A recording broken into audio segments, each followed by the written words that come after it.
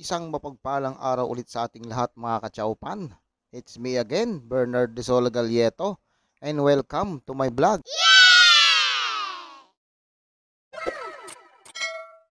Today's video mga kachaupan na isa na naman pong budget meal ang ating lulutuin na pwedeng maging ulam at syempre pwedeng maging pulutan na tiyak magugustuhan ito ng buong pamilya at syempre ng buong tropa.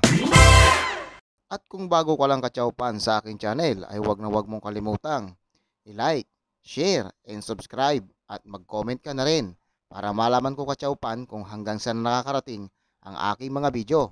Woo! Kaya tara, samahan nyo na akong lutuin ito.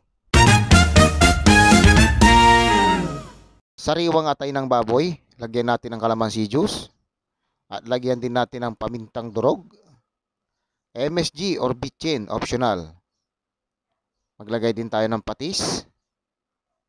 At susunod dyan po mga kachaupan ay ang chili powder.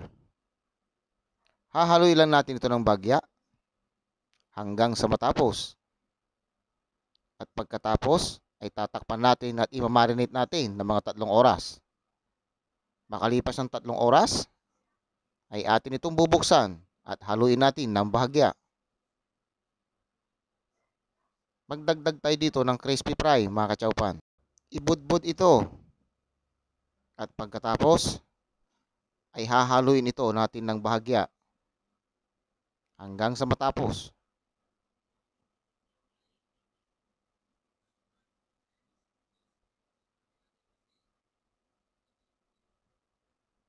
Sunod natin gagawin mga kachaupan ay pagugulungin natin ito isa-isa sa harina hanggang sa matapos.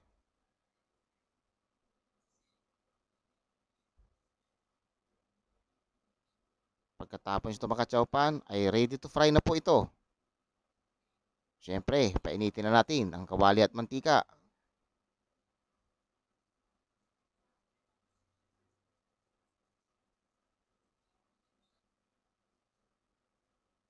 Pag mainit na mga kachaupan, ay atin na itong piprituhin.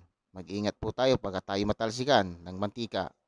Hahalo-haloy natin ito para hindi ito masunog at saka hindi ito magdikit-dikit. Hanguin kaagad natin ito sa screen or strainer. Dahil alam naman natin mga kachaupan na ang atay pag na-overcook ay natigas ito. O diba mga kachaupan? Napakabilis ng lutuin ng ating menu ngayon.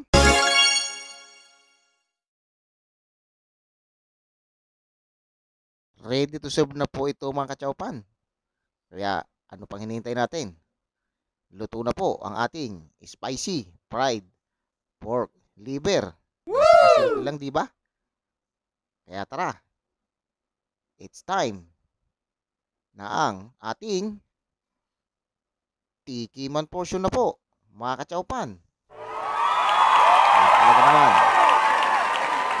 Panalong panalo. Hanggang sa muli. Bye-bye.